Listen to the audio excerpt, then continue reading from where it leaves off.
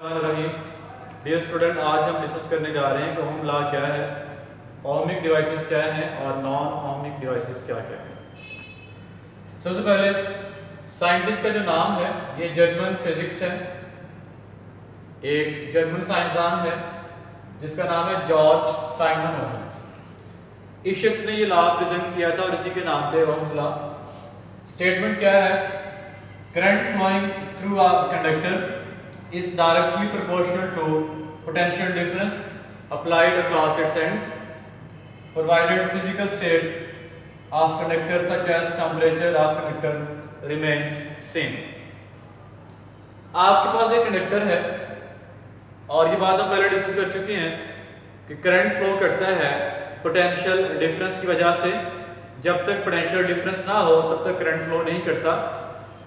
तो हमने कंडक्टर को समय ने बैटरी से कनेक्ट किया है और बैटरी का इधर जो है पॉजिटिव है और इधर जो है बैटरी का नेगेटिव है। पॉजिटिव का पोटेंशियल आप समझते हैं हाई होता है और नेगेटिव पोटेंशियल जो है वो लो होता है। इट मीन के इन दोनों पॉइंट्स के दरमियान पोटेंशियल डिफरेंस V मौजूद है। ओम ये कहता है कि अगर पोटेंशियल डिफरेंस एंड पॉइंट पे ज्यादा होगा तो करंट भी ज्यादा फ्लो करेगा और अगर पोटेंशियल डिफरेंस कम है तो करंट भी कम फ्लो करेगा।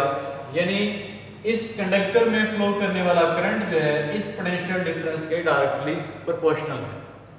लेकिन साथ शर्त ये है कि इस कंडक्टर की जो फिजिकल स्टेट है, इसका साइज और इसका जो टेम्परेचर है वो चेंज ना हो। यानी ये जो हम कह रहे हैं कि करंट जो है पोटेंशियल डिफरेंस के डायरेक्टली प्रोपोर्शनल है, ये बात तब तक वैलिड है जब तक कंडक्टर का साइज और कंडक्टर का टेम्परेचर वगैरह जो है वो कांस्टेंट रहे। और यही ओम लॉ की स्टेटमेंट है कि current flowing through a conductor is directly proportional to the potential difference across its ends provided physical state of conductor such as temperature and size of conductor remains same और constant. अब ये हम बात करते हैं इसके मैथमेटिकल फॉर्म क्या है। मैथमेटिकली जैसे हमने स्टेटमेंट लिखी कि करंट जो है वो पोटेंशियल डिफरेंस V के डायरेक्टली प्रोपोर्शनल है। अगर आप इस सिंबल को खत्म करें एक कांस्टेंट आएगा। तो अच्छा, ये लिखा हुआ है कि करंट जो है वो पोटेंशियल डिफरेंस के डायरेक्टली प्रोपोर्शनल। इसको यूं भी लिख सकते हैं कि पोटेंशियल डिफरेंस करंट के डायरेक्टली प्रोपोर्शनल है। इसको खत्म करें तो कांस्टेंट आएगा, वो कांस्टेंट यहाँ पे R है और R जो है ये कहलाता है resistance of conductor. Mathematically ohm law की फिर ये मैथमेटिकल फॉर्म है V is equal to IR। बड़ा वेल नोन लॉ है, आप लोगों ने इसको याद रखना है। V is equal to IR। R जो है रेजिस्टेंस है, रेजिस्टेंस को डिफाइन कर लेते हैं। रेजिस्टेंस क्या चीज है? The measure of opposition to flow of current is called resistance. Current के रास्ते में जो रुकावट होती है उसकी पैमाइश रेजिस्टेंस कहलाती है।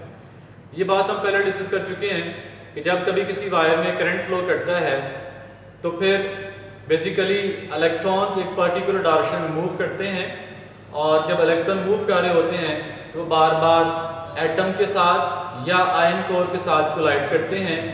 इन इलेक्ट्रॉन का आयन कोर्स के साथ या एटम के साथ जो कोलिजन है ये बेसिकली रेजिस्टेंस है, रुकावट है। अगर ये कोलिजन कम से कम हो, एनर्जी लॉस भी कम से कम होगा और करंट आसानी से फ्लो करेगा और ज़्यादा फ्लो करेगा। तो सिंपल आप ज़हन में रखें कि करंट के बहाव में जो रुकावट है उसे रेजिस्टेंस कहते हैं। The measure of opposition to flow of electric current. Resistance का ये यूनिट है ओम के अपने नाम पे है ओम, और अगर इस फार्मूले से R निकालें तो बनेगा V/I। वैसे यूनिट बनेगा वोल्ट पर एम्पेयर, और वोल्ट पर एम्पेयर जो है ओम की इक्वल होगा। अब ओम को डिफाइन करने हैं, यूनिट को डिफाइन करने का मतलब ये है बताया जाए कि रेजिस्टेंस का आंसर 1 ओम कब आएगा। बड़ा आसान है, R अगर V/I है, V भी 1 वोल्ट हो जाए, I 1 एम्पेयर हो जाए तो R का आंसर 1 ओम आ जाएगा, क्योंकि 1 वोल्ट पर एम्पेयर जो है 1 ओम के इक्वल है। तो इसको जो डिफाइन करेंगे, if 1 ampere current flow due to a potential difference of 1 volt then resistance of that conductor will be 1 ohm। अगर किसी कंडक्टर में 1 एम्पेयर करंट पास करता है due to a potential difference of 1 volt तब उस conductor की resistance जो है 1 ओम होगी। और ओम का जो सिंबल है वो ओमेगा होता है। ये जो सिंबल है ये ग्रीक लेटर एक है या ग्रीक लैंग्वेज में है, वैसे ओमेगा डब्ल्यू शेप का भी होता है, वो लैटिन वर्ड होता है। तो ये ग्रीक में ओमेगा का सिंबल है। रेजिस्टेंस 100 ओम। अब हम डिस्कस करते हैं ग्राफिकली कैसे चेक करें कि ओम लॉ अप्लाई हो रहा है या नहीं हो रहा। तो ग्राफिकली जिस डिवाइस के लिए आपने चेक करना है कि ये ओहमिक है, यानी इस पे ओम लॉ अप्लाई हो रहा है या नहीं हो रहा, तो उसके लिए आप वोल्टेज और करंट के दरमियान ग्राफ प्लॉट करेंगे। वोल्टेज आप खुद से अप्लाई करेंगे, वोल्टेज की वैल्यू चेंज करेंगे, हर वोल्टेज की वैल्यू के लिए करंट की वैल्यू नोट करेंगे, फिर आप जो है वोल्टेज और करंट के दरमियान ग्राफ प्लॉट करेंगे। अगर ग्राफ की लाइन इस तरह से स्ट्रेट आ जाए वोल्टेज और करंट के दरमियान, तो फिर हम कहेंगे कि वो डिवाइस जो है ओहमिक है, क्योंकि ये स्ट्रेट लाइन शो करती है कि V यहाँ I के डायरेक्टली प्रोपोर्शनल है।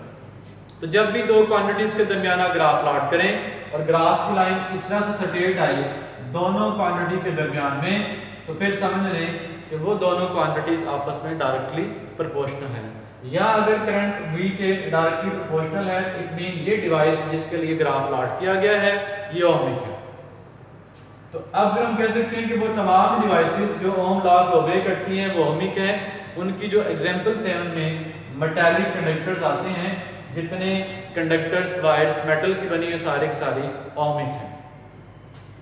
जो डिवाइसेस ओम लॉ को ओबे नहीं करती वो नॉन ओहमिक हैं, जिनकी एग्जांपल यहाँ पे जो है सेमी कंडक्टर डायोड हैं। बहरहाल जितने भी सेमी कंडक्टर डिवाइसेस हैं वो सारी की सारी नॉन ओहमिक हैं। इसके अलावा फिलामेंट ऑफ ए बल्ब, पहले जो बल्ब होते थे ऑरेंज कलर की रोशनी होती थी उनके अंदर एक स्प्रिंग सा होता था, वो स्प्रिंग बारीक सा जो है वो फिलामेंट कहलाता है, तो वो भी नॉन ओहमिक है। अब इनका हम ग्राफ डिस्कस करेंगे कि इनका ग्राफ किस तरह से बनेगा। अगर हम नॉन ओहमिक डिवाइसेस में फिलामेंट की बात करें तो फिलामेंट का जो ग्राफ बनेगा वो पहले शुरू में स्ट्रेट लाइन है और फिर ये लाइन कर्व लाइन में चली जाती है। सारी अगर लाइन स्ट्रेट नहीं तो ओहमिक नहीं होगा, लिहाजा ये नॉन ओहमिक है। यहाँ पे इसका बिहेवियर शो कर रहा है कि वोल्टेज तो बढ़ती जा रही है लेकिन करंट जो है वो इंक्रीज नहीं हो रहा। उसकी वजह ये होती है कि फिलामेंट जब करंट पास करता है तो फिर हीट पैदा होती है। शुरू में तो V I के डायरेक्टली प्रोपोर्शनल ही होता है, लेकिन हीट की वजह से क्या होता है रेजिस्टेंस बढ़ जाती है, कोलिजन बढ़ जाता है इलेक्ट्रॉन का। जब रेजिस्टेंस बढ़ जाती है तो करंट कम हो जाता है, लिहाजा ग्राफ की लाइन मजीद ऊपर नहीं जाती, करंट कम होना शुरू हो जाता है और ये ओहमिक नहीं है। इसी तरह सेमीकंडक्टर डायोड जो है उनका ग्राफ प्लॉट करें तो स्ट्रेट लाइन नहीं आती बल्कि कर्व लाइन आती है, लिहाजा सेमीकंडक्टर डायोड या जितनी भी सेमीकंडक्टर डिवाइसेस हैं वो सारी की सारी नॉन ओहमिक है। तो डियर स्टूडेंट, उम्मीद है कि आप जो है पिछले लेक्चर जो हैं जितने भी हुए हैं वो भी तैयार कर रहे होंगे। ये लेक्चर भी आपने तैयार करना है और कोशिश किया करें जिस दिन अपलोड किया जाता है उसी दिन जो है इस लेक्चर को तैयार कर लिया करें। अगर कोई लेक्चर में प्रॉब्लम होती है तो कमेंट सेक्शन में जो है कमेंट ज़रूर किया करें और साथ ही साथ आप उसी व्हाट्सएप पे मैसेज भी कर सकते हैं। लेकिन फजूल मैसेज से बचने के लिए मैंने जो है स्टूडेंट्स का मैसेज बंद किया हुआ है। आप कोशिश किया करें कि टू द पॉइंट जो है क्वेश्चन जो है वो पूछा करें। अल्लाह हाफ़िज़।